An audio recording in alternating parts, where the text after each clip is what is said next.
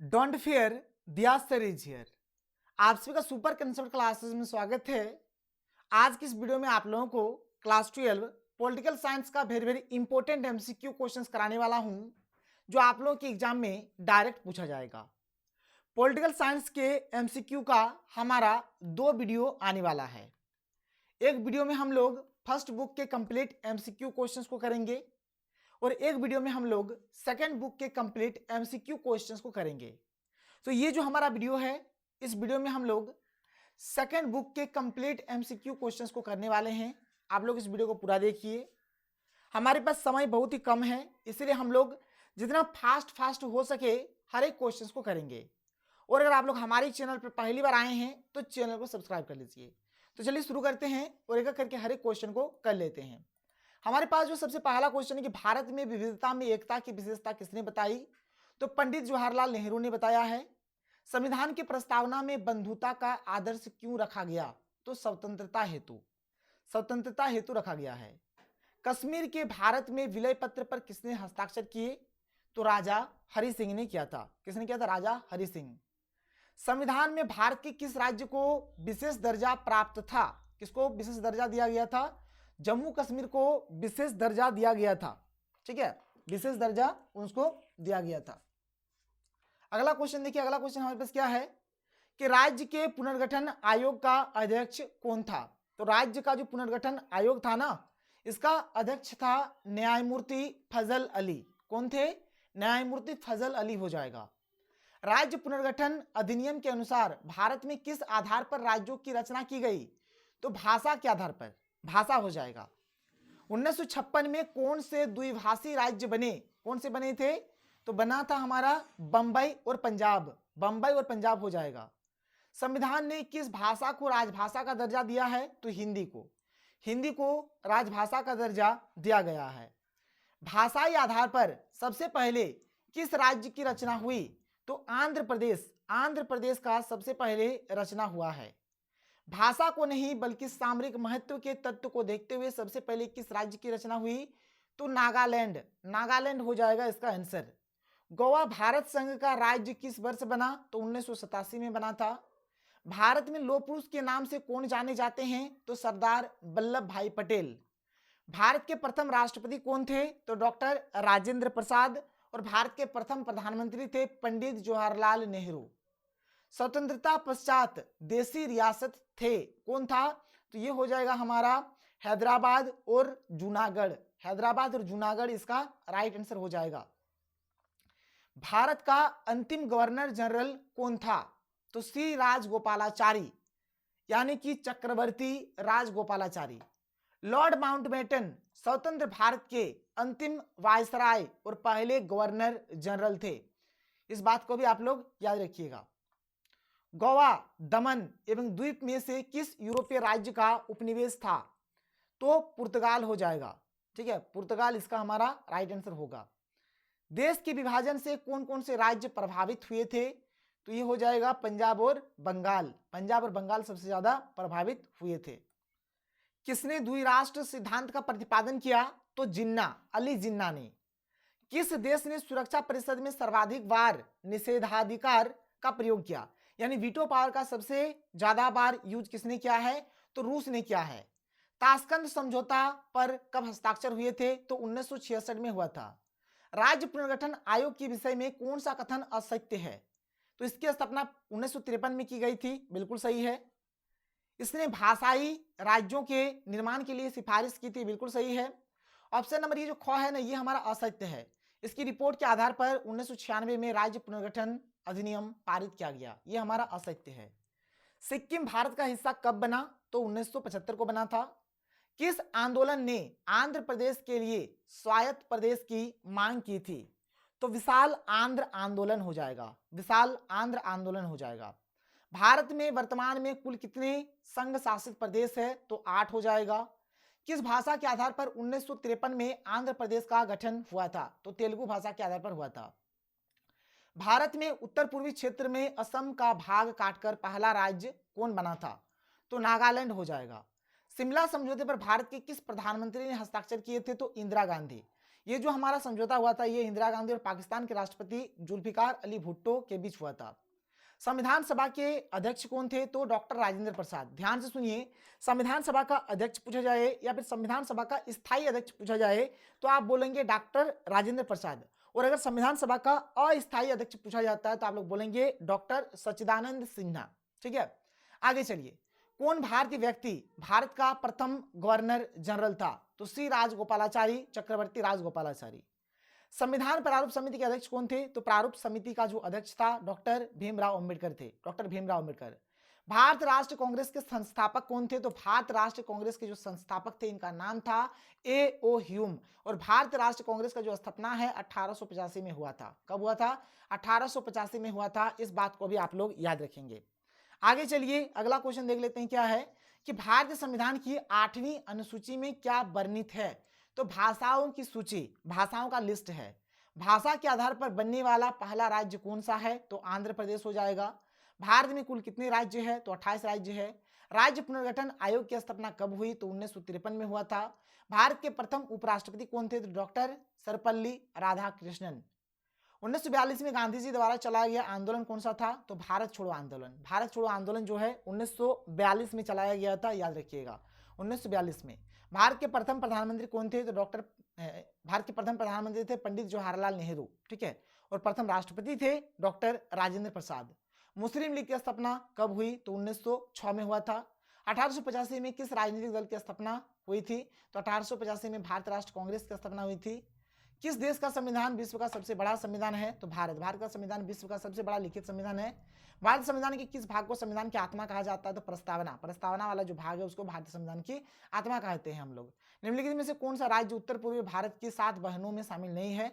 तो उत्तराखंड हो जाएगा। 7 बहनें की जो देश है, 7 बहनों में जो शामिल है राज्य हमारा कौन कौन सा है? अरुणाचल प्रदेश है, असम है, मेघालय है, नागालैंड, मणिपुर, त्रिपुरा और मिजोरम है। किस पाकिस्तानी राष्ट्रपति ने 1966 में ताशकंद समझौते पर हस्ताक्षर किए थे? तो अयूब खान। भारत के प्रधानमंत्री लाल बहादुर शास्त्री तथा पाकिस्तान के प्रधानमंत्री अयूब खान ने ताशकंद समझौते पर हस्ताक्षर किए थे। भारतीय संविधान को कब लागू किया गया? तो 26 जनवरी 1950 को इसको लागू किया गया था। भारत राष्ट्र कांग्रेस की स्थापना कब हुई? तो 1885 हो जाएगा। शिमला समझौते पर किस वर्ष हस्ताक्षर हुआ था? तो 1972। भारत के पहले गृह मंत्री कौन थे? तो सरदार वल्लभ भाई पटेल। भारत के लौह पुरुष के नाम से कौन जाने जाते हैं? तो सरदार वल्लभ भाई पटेल। संविधान सभा की प्रारूप समिति के अध्यक्ष कौन थे? तो डॉक्टर भीमराव अंबेडकर। भारत और पाकिस्तान ने सिंधु नदी जल समझौते पर हस्ताक्षर किए कब किया था? तो 1960 को किया था। भाग्यवधु से चिर प्रतीक्षित भेंट या ट्रिस्ट विद डेस्टिनी नामक प्रसिद्ध भाषण किसने दिया था? तो पंडित जवाहरलाल नेहरू ने दिया था। और एक क्वेश्चन आप लोग कर लीजिएगा और इसका आंसर आप लोग नीचे कमेंट सेक्शन पे बताइए कि मुस्लिम लीग का जो स्थापना है कहाँ हुआ था। ठीक है, ये क्वेश्चन का आंसर आप लोग नीचे कमेंट सेक्शन पे हमें कमेंट करके बताएं। अगला हमारे पास जो चैप्टर स्टार्ट हो रहा है जिसका नाम है एक दल के प्रभुत्व का दौर। इसमें पहला क्वेश्चन कि 1967 तक भारत में किस प्रकार की दलीय व्यवस्था थी? तो एकल दल।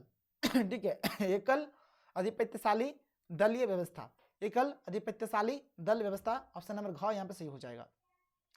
संविधान में भारत के किस राज्य को विशेष दर्जा प्राप्त था? तो जम्मू कश्मीर को था। भारत राजनीतिक दलीय व्यवस्था को किस श्रेणी में रखा गया है? तो बहुदलीय व्यवस्था। अभी भारत में बहुत सारे दल है।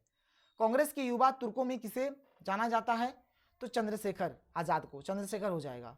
भारत राष्ट्र कांग्रेस के किस नेता ने 2 बार अपनी पार्टी तोड़ी तथा उसका पुनर्निर्माण किया? तो इंदिरा गांधी हो जाएगा। भारत की किस पार्टी को दक्षिण पंथी पार्टियों की कोटि में रखा जा सकता है? तो भारतीय जनता पार्टी हो जाएगा। 1971 में बने महान गठबंधन का क्या ध्येय था? इंदिरा हटाओ। ठीक है, इंदिरा गांधी ने नारा दिया था गरीबी हटाओ, और फिर जो गठबंधन का जो पार्टी बना था उसका जो नारा था इंदिरा हटाओ का नारा था।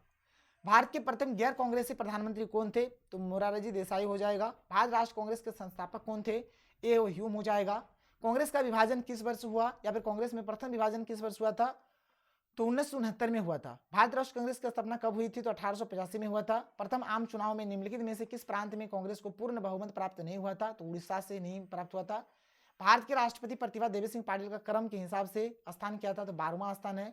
धारा 370 का संबंध किस प्रदेश से था? तो जम्मू कश्मीर से था, और अभी धारा 370 को वहां से हटा दिया गया है। 5 सूत्री कार्यक्रम की शुरुआत किसके द्वारा की गई? तो संजय गांधी हो जाएगा। सीमांत गांधी के नाम से कौन जाने जाते थे? तो खान अब्दुल गफ्फार खान हो जाएगा। स्वतंत्र भारत के प्रथम गवर्नर जनरल कौन थे? तो लॉर्ड माउंटबेटन हो जाएगा।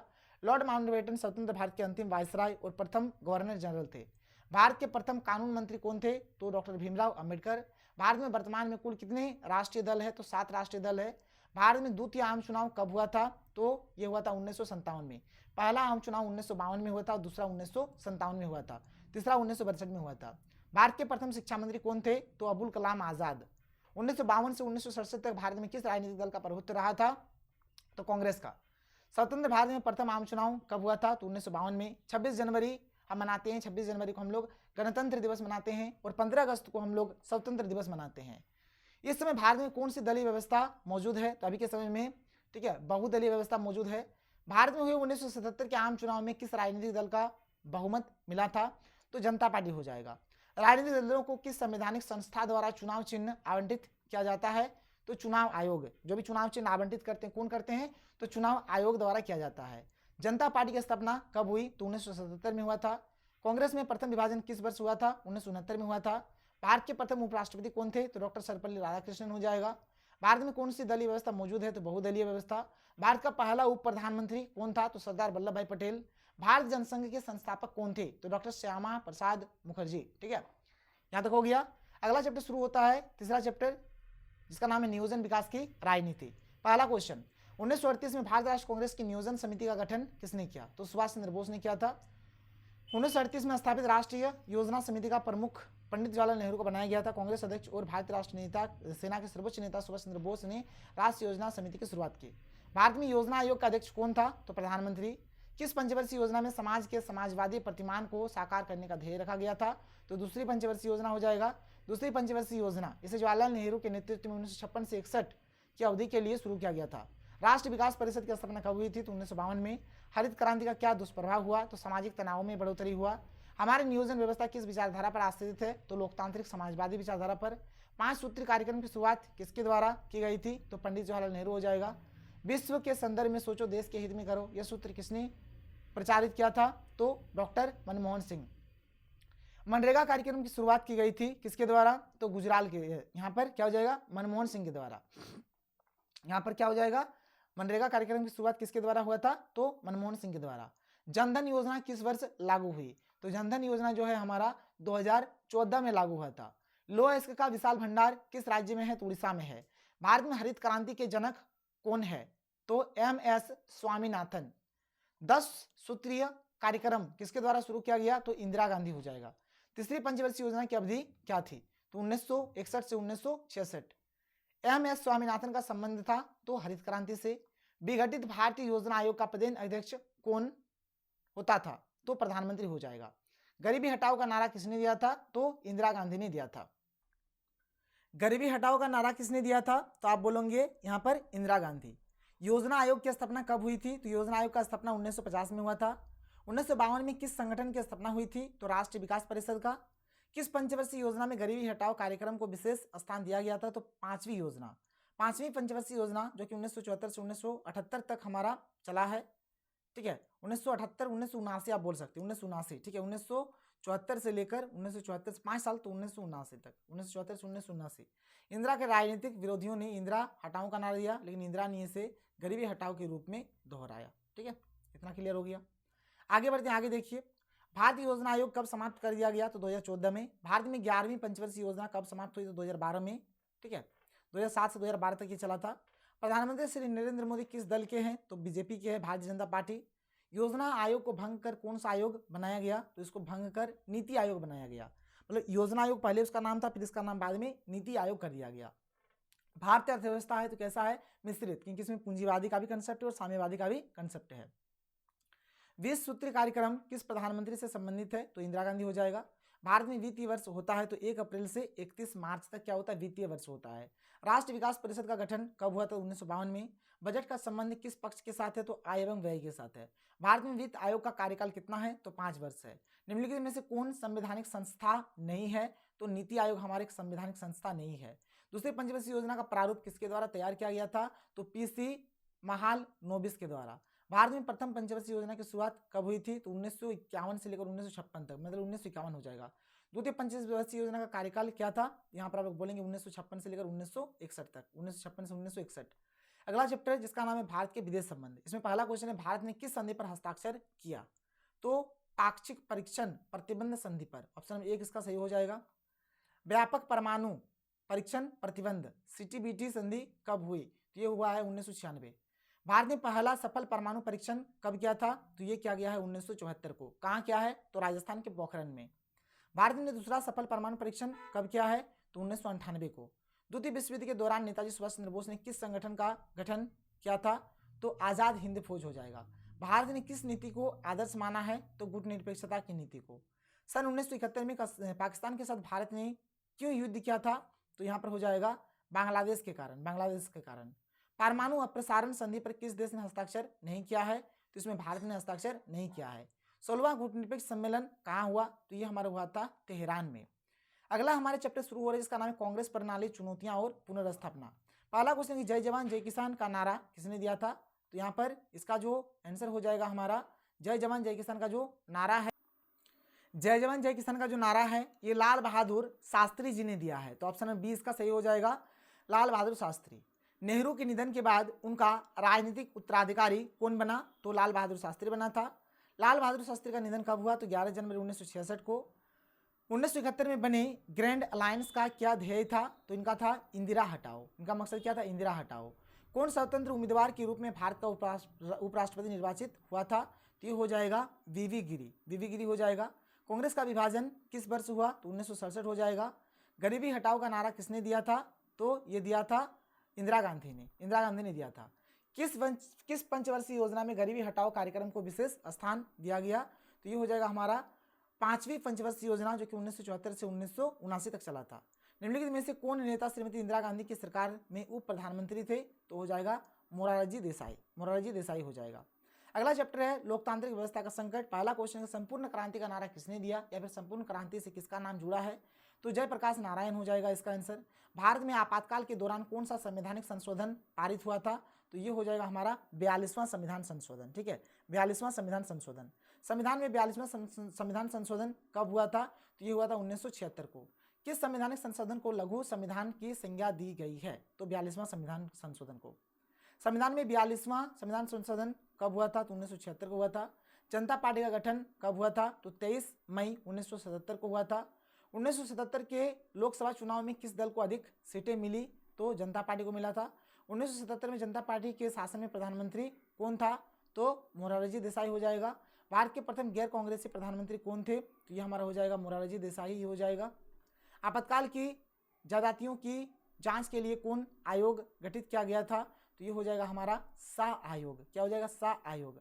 भारतीय संविधान में 42वां संविधान संशोधन कब हुआ था? 1976 को हुआ था।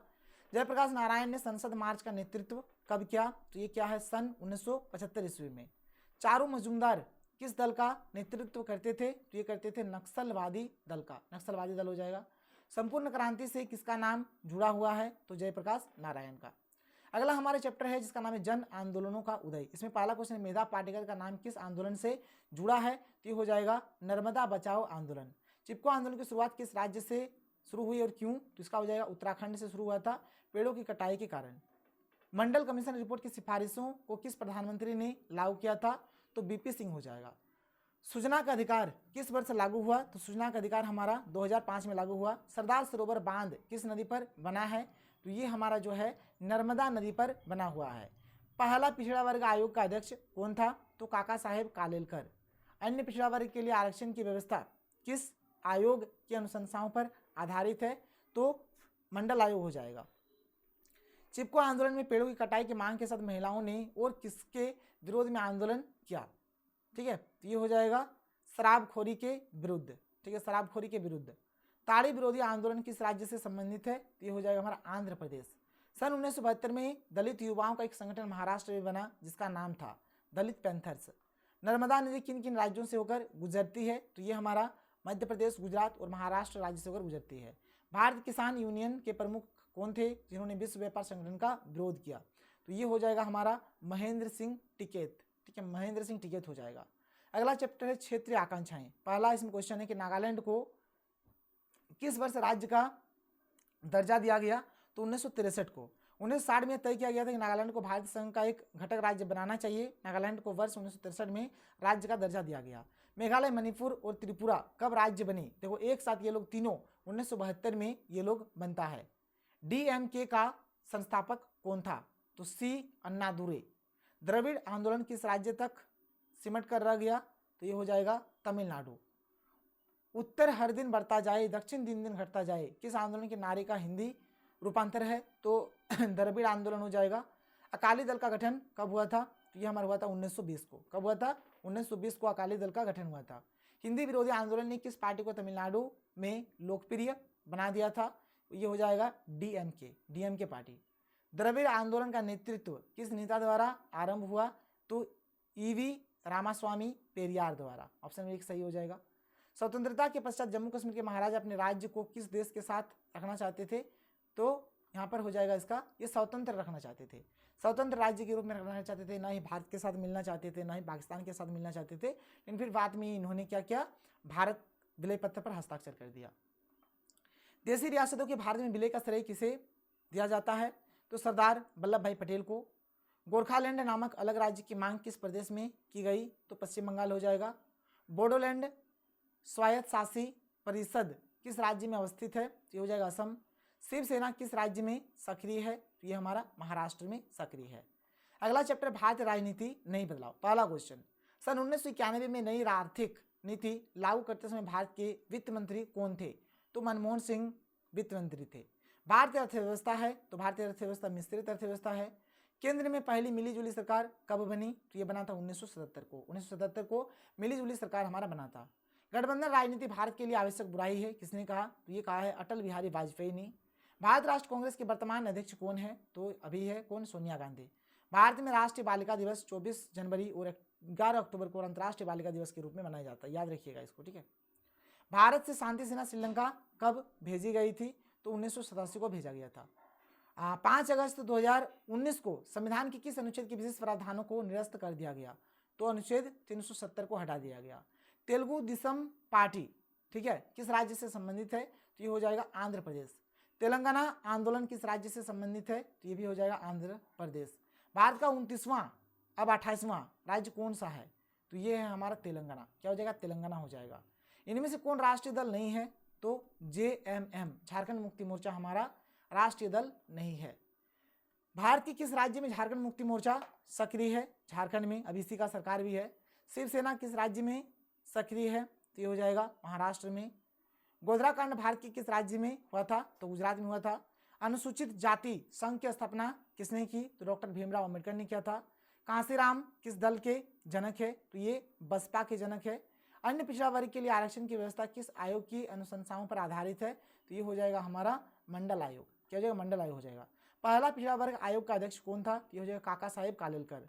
मंडल कमीशन रिपोर्ट की सिफारिशों को किस प्रधानमंत्री ने लागू किया? तो ये हो जाएगा वीपी सिंह। मंडल आयोग की सिफारिशें कब लागू हुई? तो ये हो जाएगा हमारा 1990। क्या हो जाएगा? 1990।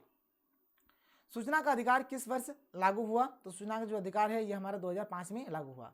भारत में विद्युत अधिनियम कब पारित हुआ? तो ये हो जाएगा हमारा 2003 को। अंतर्राष्ट्रीय बालिका दिवस कब मनाया जाता है? तो ये हो जाएगा 23 सितंबर को। अंतर्राष्ट्रीय महिला दिवस कब मनाया जाता है? तो ये हो जाएगा हमारा 8 मार्च को। विश्व मानवाधिकार दिवस कब मनाया जाता है? तो ये मनाया जाता है 10 दिसंबर को। और यहाँ पर ये जो सेकंड बुक है, सेकंड बुक हमारा खत्म हो जाता है। फर्स्ट बुक का भी वीडियो आप लोगों को मिल जाएगा, दोनों देख के चले जाइए एग्जाम देना। आप लोगों का एग्जाम बहुत ही अच्छा जाएगा। एग्जाम के लिए सभी को बेस्ट ऑफ लक। मिलते हैं अगले वीडियो में। Thank you. जय हिंद।